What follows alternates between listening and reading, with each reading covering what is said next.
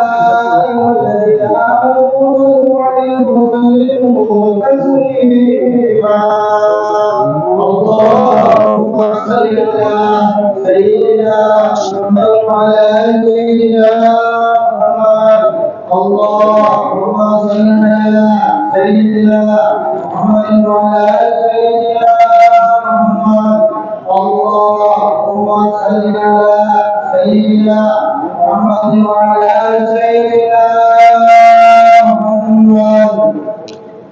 الحمد لله الذي هدانا لهذا وما كنا لنهتدي لولا أن هدانا الله. أشهد أن لا إله إلا الله وحده لا شريك له وأشهد أن محمدا عبده ورسوله لا نبي بعده. اللهم صل وسلم على نبينا محمد وعلى آله وصحبه ومن والاه. أما بعد. Manusia biasa, Allah dan para malaikatnya pun berselawat kepada Rasulullah Muhammad sallallahu alaihi wasallam. Semogalah kita termasuk kaumnya yang akan mendapatkan hidayah dan syafaatnya di yaumil akhir nanti. Amin. Allahumma amin. Allahu akbar, Allahu akbar, walillahil hamd. Pada hari ini secara total kita semua bisa merasakan kebahagiaan yang tiada hingga. Sebab sudah tiba pada saat di mana kita dinyatakan kembali pada kefitrahan dan bisa beribadah Id di tempat yang diberkahi ini. Hari ini adalah hari kemenangan bagi insan beriman, sekaligus merupakan momen yang sangat bermakna bagi yang berpuasa sebulan penuh dikarenakan keimanannya. Karena hanya atas dasar imanlah hari ini kita ada dalam kemenangan dan kesucian, laksana bayi yang baru terlahir kembali ke dunia.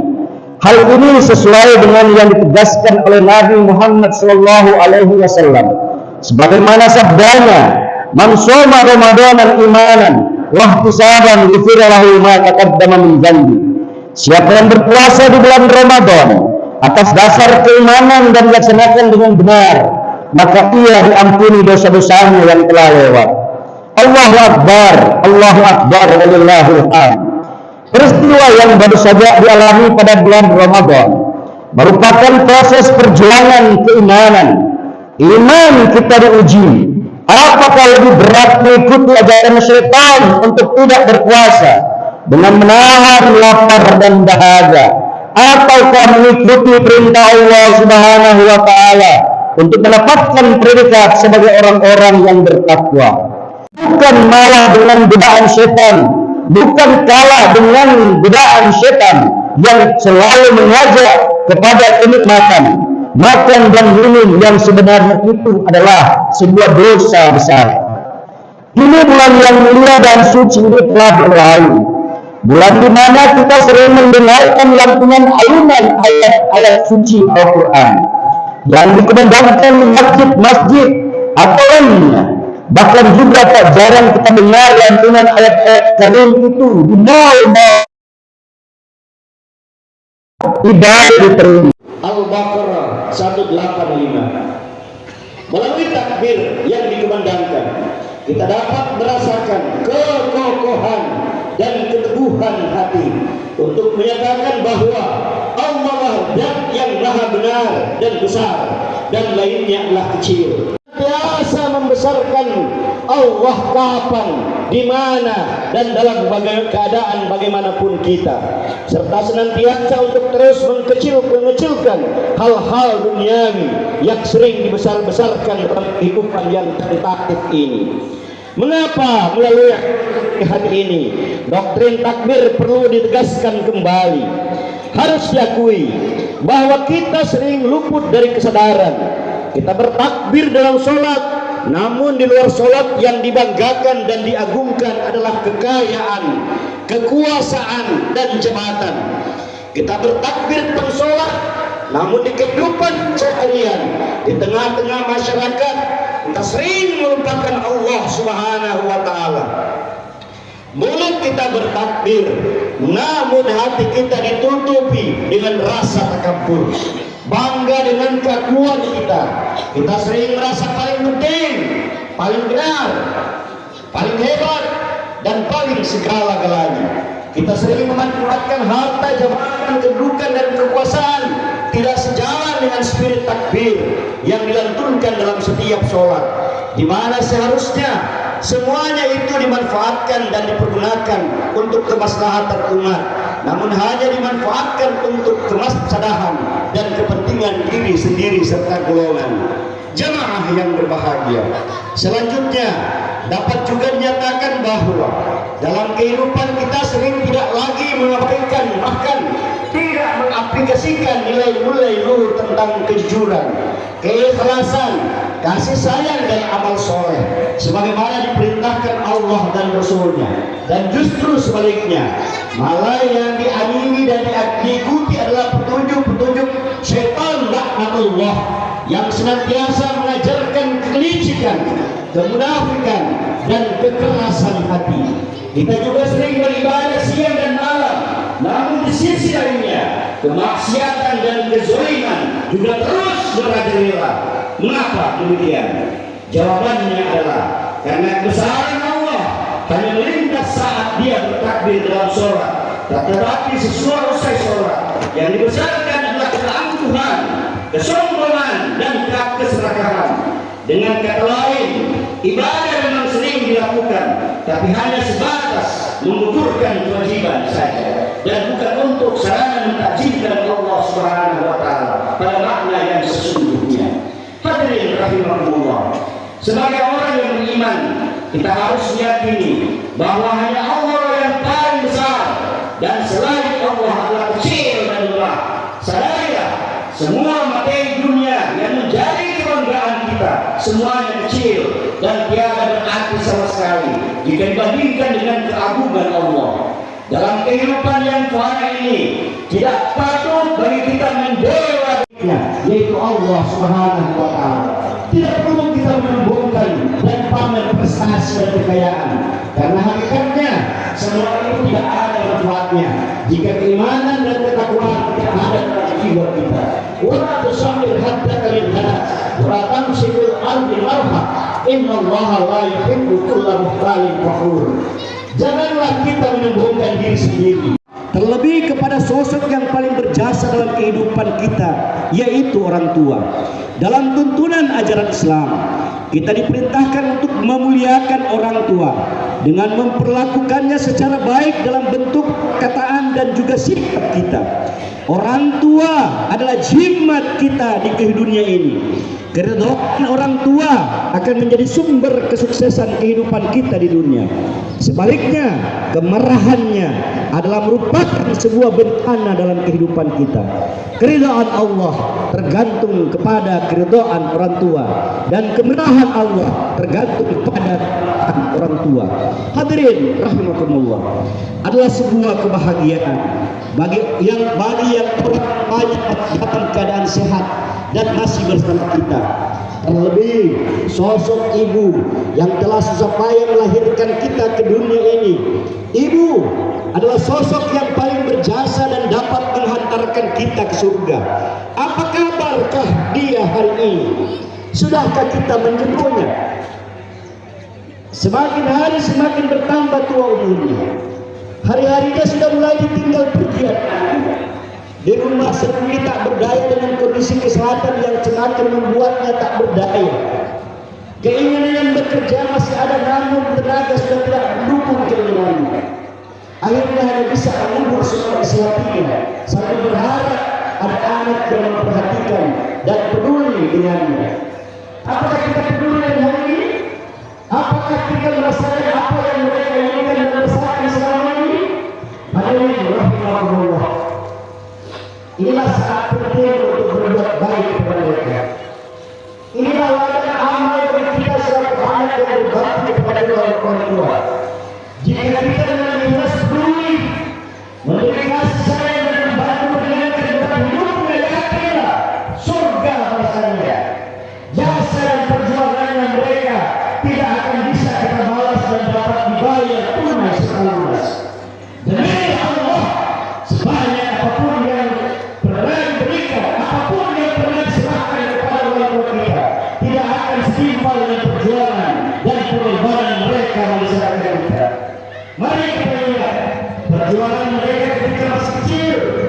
bisa berbuat apa-apa dengan perut cinta mereka mendewa, mencium, merawat sampai kita bisa seperti sekarang ini. Bagaimana sebaliknya? Ketika saat ini mereka bergerak sakit sendirian di rumahnya, sebaliknya kita menolongnya. Berapa kali kita mengusap keningnya, membuat keningnya dan menggantikan pakaiannya ketika ia berbalik sakit di atas tempat perutnya. Seringkah kita memeluknya dengan penuh cinta sembari tersenyum sebagaimana ia lakukan saat kita kecil di perutnya. Oleh karenanya, di hari yang fitri ini, inilah waktu yang tepat untuk kita mulai kedua tangannya yang sudah tampak keriput di mata usia, rengkuhlah tubuhnya, ciumlah tangan yang benar, mengasuh kita menjadi hamba yang husnul khotimah dan kita diberikan ketabahan pada hatinya. Namun hadirin rahmatullah, jika mereka saja sudah tidak bersama kita di dunia, mereka keluarkan waktu untuk berziarah ke makam mereka. Lihat bersihkan bangsa mereka yang menumpuk doa kita dan keluarga. Ia pasti akan tersenyum melihat kehadiran kita dan doa yang kita minta. Sebaliknya mereka pasti akan sangat bersedih ketika kita tidak dapat mendoakan mereka. Karena itulah yang mereka harapkan dalam sana. Bukakan pintu maaf kepada sesama agar kesempurnaan ibadah kita di bulan Ramadan dan Idul Fitri ini akan semakin sempurna. Semoga semua dosa kita kepada Allah dan dosa kepada sesama akan diampuni, sehingga kita akan menjadi insan yang kembali suci, mendapatkan kemenangan seperti harapan dalam doa kita. Ja'alallahu minal aidin wal faizin. Untuk meraih kesucian, maka Ramadan dengan segala derivasi ibadah yang ada di dalamnya harus menjadikan kita berubah secara permanen agar mardhatillah dapat dicapai. Perubahan secara permanen paling tidak memiliki beberapa indikator sebagai berikut. Yang pertama, menahan lapar dan dahaga dengan puasa itu, dan kita lakukan karena keimanan, percaya bahwa Allah Maha Kasih dan Maha Sayang, maka puasa itu pasti dalam batas kemampuan kita dan pasti hanya mendatangkan kebaikan. Keimanan kepada Allah itu mestinya akan merefleksi dalam kehidupan, yaitu adanya saling percaya di antara sesama manusia dalam kehidupan yang konkret. Yang kedua, perintah puasa telah dilaksanakan dengan penuh kepatuhan. Logikanya, seusai Ramadan, kepatuhan juga seharusnya nampak dalam mengikuti aturan yang disepakati demi tidak terganggunya hubungan antar sesama manusia, anggota masyarakat. Dia amanah, jujur, dan tidak berbohong, serta merupakan buah dari kepatuhan ini. Yang ketiga, detik demi detik kita bersabar menunggu datangnya waktu maghrib sesudah Ramadan. Adakah kita menjadi sabar dan peramah, atau kita tetap menjadi pemarah seperti predikat yang sudah terlanjur kita sandar? Tidak bisakah kita pungkiri kini marak ujaran kebencian, penyebaran berita hoax, konflik, bahkan tindak kekerasan yang sering disebabkan oleh hal-hal yang bersifat sepele.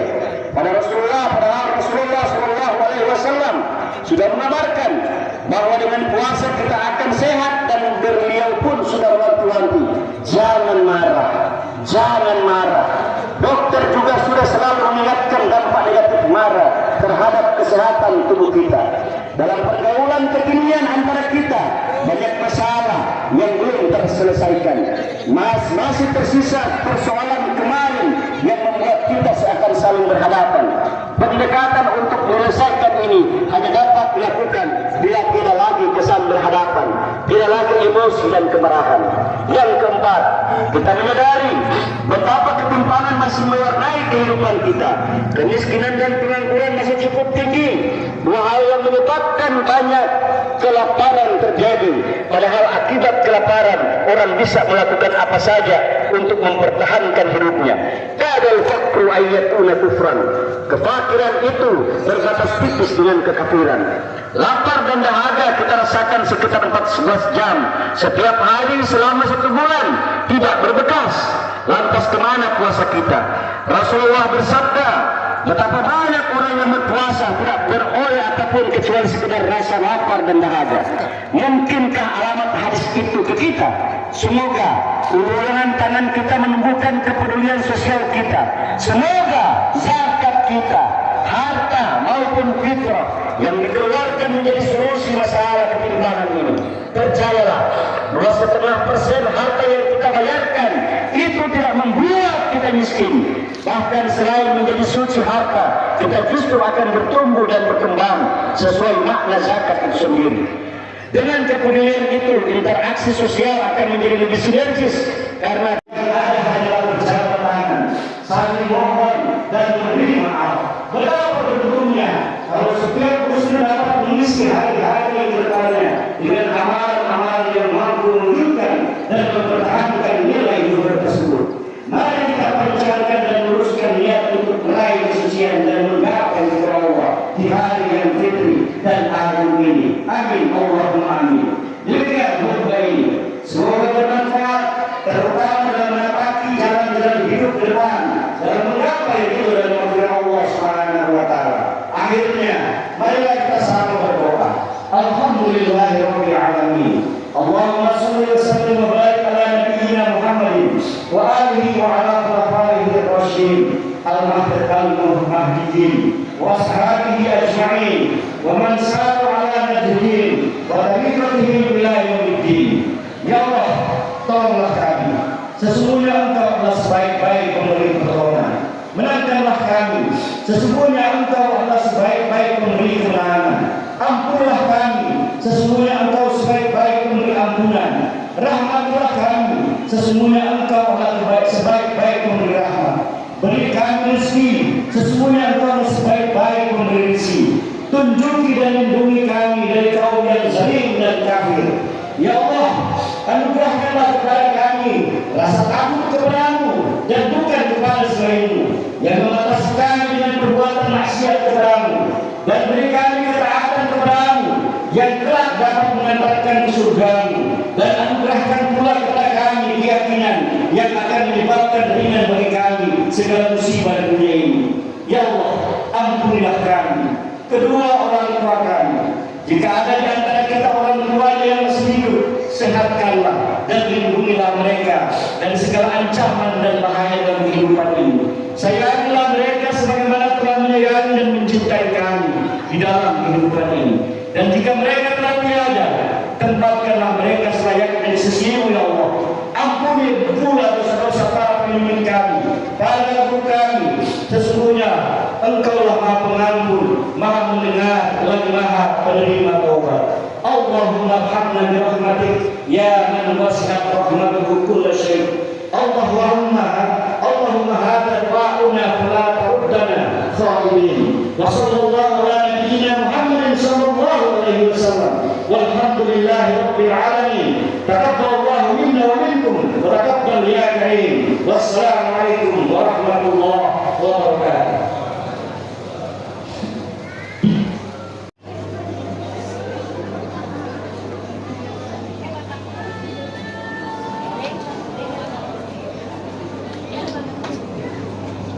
Yuk, atur suwan. Yuk, semua Aidin. Ya.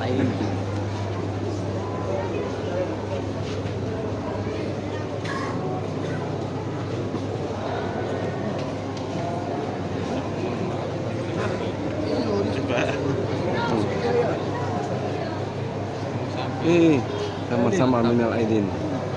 Ya.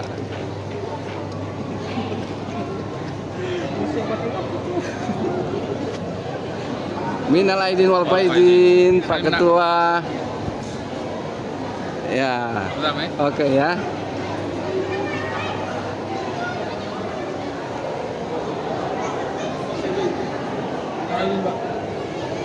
Ya Pak Imam, ya minal aidin wal faizin. Ya, alhamdulillah. Sehat walafiat. Alhamdulillah. Ya.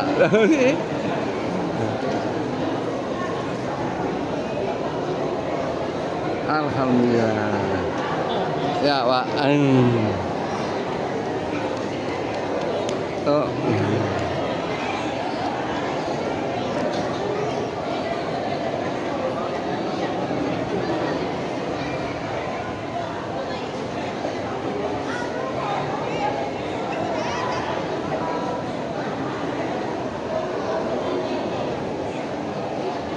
minal aidin wal faizin. Maafkan lahir dan batin. Maafkan lahir dan batin.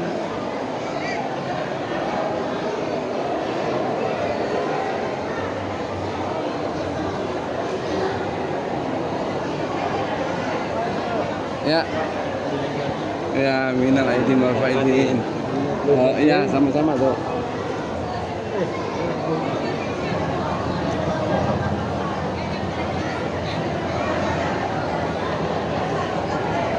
Ya. Ngalahin Pak Haji ya. Nanti aja habis ini wawancara.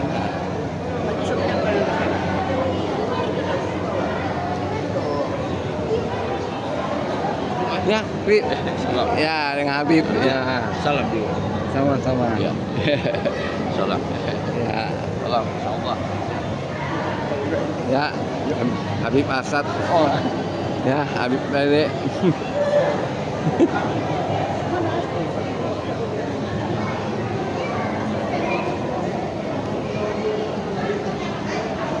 Ya, minal aidin. Ya.